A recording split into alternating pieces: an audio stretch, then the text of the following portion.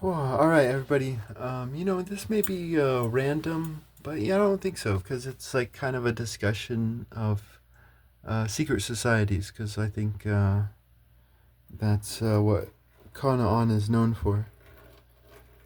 Um,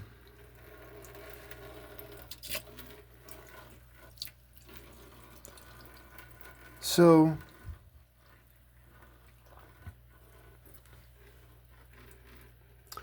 like, think about the past, right? Think about the past. Uh, Travel, unlike today, is very restricted. You might be born in an area and not live any more than 10, 20, 30 miles of your place of birth, right? For your whole life. Unless you were a nomadic society, obviously. Um, but we're talking about secret societies. So, like, think about um, a tribe, right? A tribe, at the best of times, can trust each other, right? Now, there could be some toxic people within the tribe. But at the end of the day, these toxic people just want to ride the tribe like a bunch of parasites, right? So the tribe, in some ways, has to be strong, even if local toxic are taking control.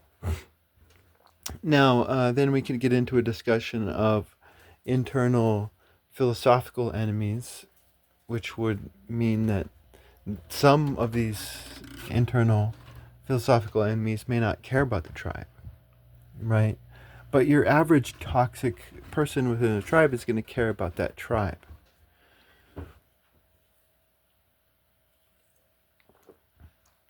But let's enter into this discussion secret societies. Um, there's Diodorus Siculus, and Diodorus Siculus wrote a history. And he went to Egypt and he talked to the Egyptian priests. And the Egyptian priests claimed that Athens was founded by them in order to influence internal Greek politics.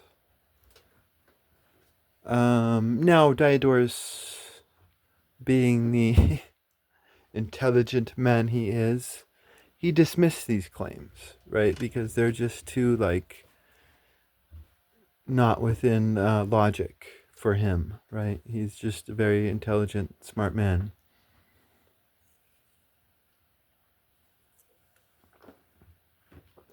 And he doesn't believe in conspiracy theories, right? Um, Now, when I heard this claim, I had previously thought from my own historical research that Athens was founded by the Phoenicians. And so when I first read Diodorus, I was shocked. I was like, what the fuck? Because now I do see Phoenician influence in many of the Egyptian dynasties, and so the Phoenician secret societies would enter into Egypt and sometimes take control. And I even think that Moses overthrew a Phoenician control of Egypt that was happening before this revolution that Moses or um, instigated within Egypt. Um,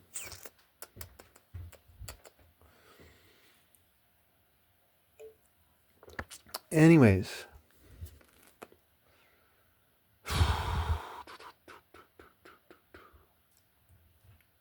so but think about that. Like, think about a group of con men coming into your society and calling you friend, and enjoying your company and you enjoying theirs, but they happen to be your enemy. Like, I mean, we even see this in modern day spy stories where the spies come in and they They make all these friends, but oh my God, they're spies and enemies, right?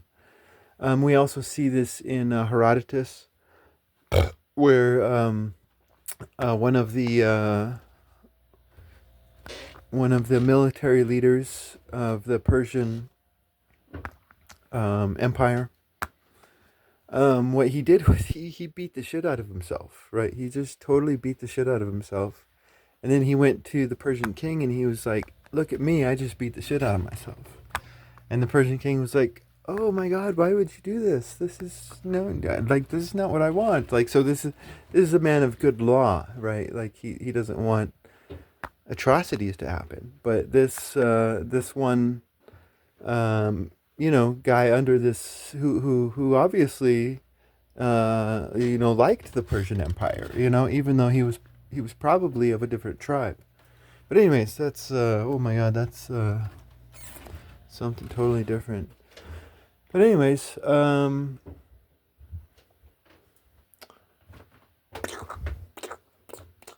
because the Persian Empire was a multi-tribal group. Anyways, but what he does is he goes up to, after beating himself up, he goes to the Persian king and he's like, "Hey, I'm going to present myself to the Babylonians because the Babylonian walls are too strong for us to conquer, and we're besieging them, and it's going to like take forever. But we need to like get on our way and do conquering Persian shit, and so we can't be holed up here for too long. There's probably a logistical problem too, and so these Babylonians might just chase away these enemies through starvation, right? And so this guy goes up to the Babylonians and he tells them that all of his wounds came from the Persian king, and the Persian king's a tyrant, and he's against the Persian king. And these Babylonians took him in, and they started to trust him, right? And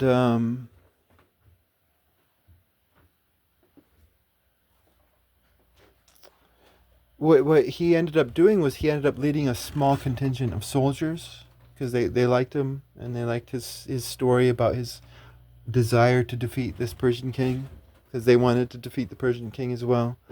And so he led this small contingent of soldiers, and anywhere his soldiers were, the Persian king agreed to lose that battle, right? And so, like, when I'm reading this, I'm immediately thinking, like, did the soldiers who lost the battle know? Like, oh my God, that's like, what's going on here? But anyways, so he was not only against the Persian king, he's also now a military hero because he's winning everywhere he goes, right? But it's all a trap that's being set. And he ends up getting so much military power that he's able to open one of the gates, and the Babylonian army comes in.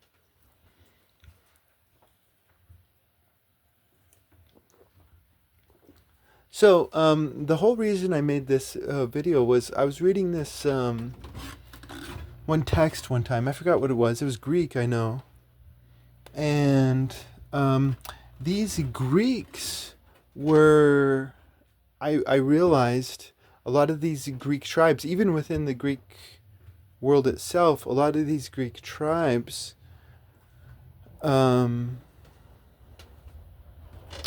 they were very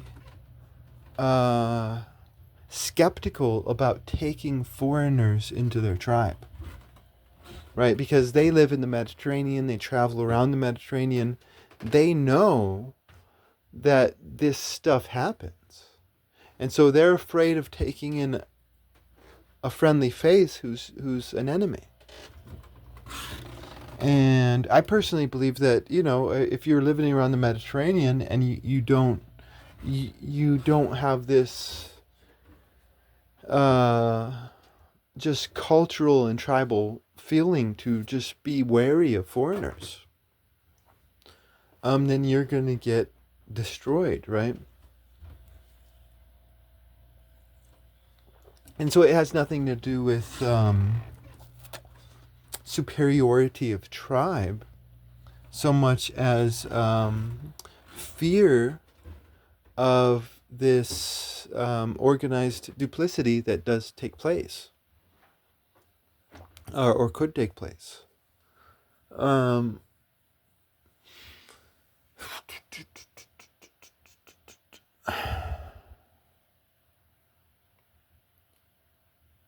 so yeah, no, I mean, we're talking about Phoenicia, and we know that the Phoenicians do this sort of thing, right?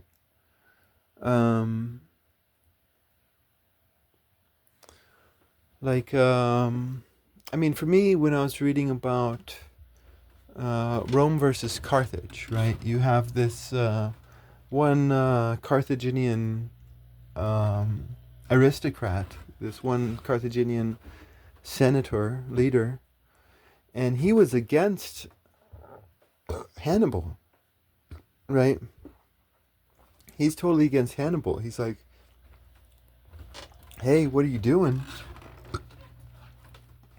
Like, we're getting rich and we're getting prosperous, and you're going and starting all this shit.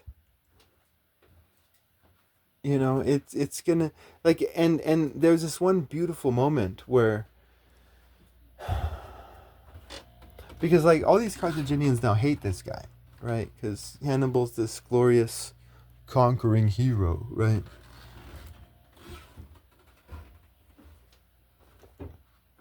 And I wish I remembered the lines, but he basically says there's a better way to fight this. There's a better way to fight the Romans. You dumb brute. You're a dumb brute, and all these other people are a bunch of dumb brutes who follow you. That's basically his argument. Because he says there's a different way to fight the war with the Romans.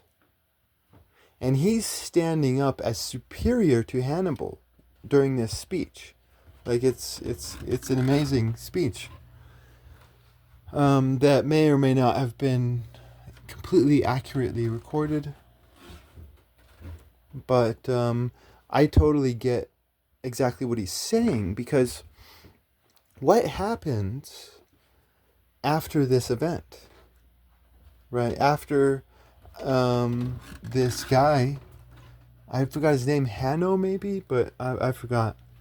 But anyways, after this Carthaginian senator, after this opposition to Hannibal, what happens after he says this, right? Well, a few years or a few decades later, what happens is a Roman slave comes up to one of the senators, and I think one of this Roman senator was a consul, right? So he was one of the consuls, and this Roman slave comes up to him, and the Roman slave says, "Hey, my masters are in this secret society where they're murdering innocent people and doing all of this nasty, crazy stuff." And this Roman consul's like just thrown back by these accusations. And so he's like, "Oh, this is emergency shit if this is true." And so he gets the job done, and he investigates, and he finds out that this slave is telling the truth. That there's this secret society which is recruiting people of bad behavior, right? That's what the United States does in their imperial dominions around the world. They recruit people of bad behavior so that they can get good economic deals.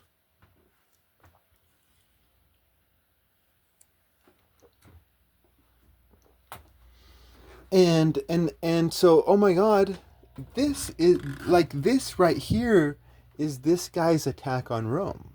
When he said there's a better way, this was the way.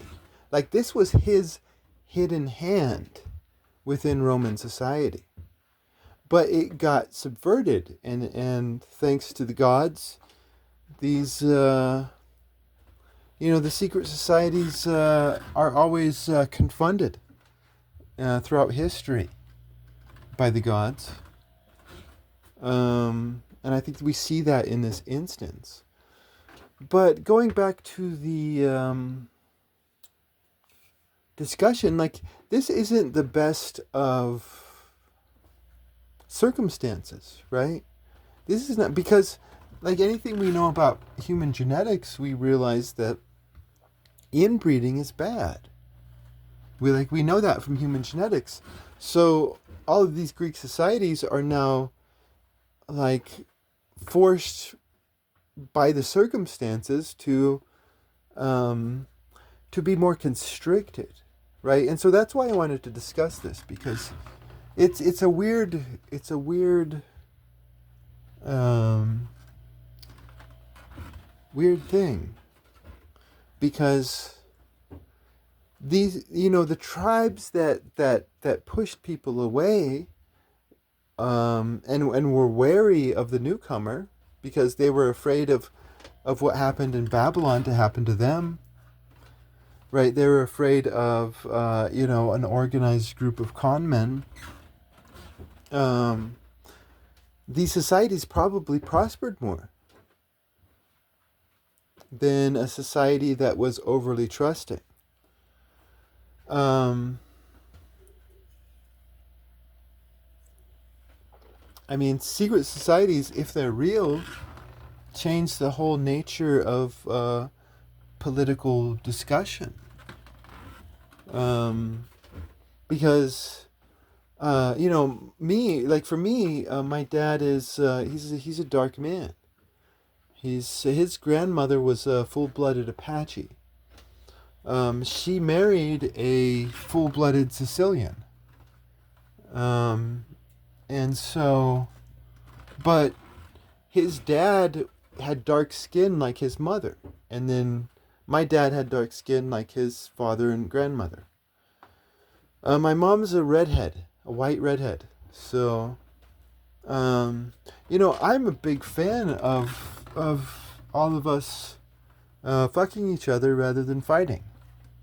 I think, scientifically speaking, genetic diversity is a beautiful thing, and that's science. So it's like, but that's the weirdness of it all for me. The weirdness of it all for me is that, oh my God, during this time, 3,000 years ago or so, during this time, at some, because it's all about the circumstances. I think, and that's not moral relativity at all. Um, it's not. The circumstances uh, uh, uh, affect the orientation of the heart, right? Um, because there's a lot of fear of duplicity, and I think that's, again, if we want to go back to the Legend of Keret, I do believe that is one thing that Moses was fighting against. Moses was totally fighting against Canaan duplicity and Phoenician duplicity. And he for him, it was all about the beauty of love, the beauty of virtue, right? Whatever virtue is.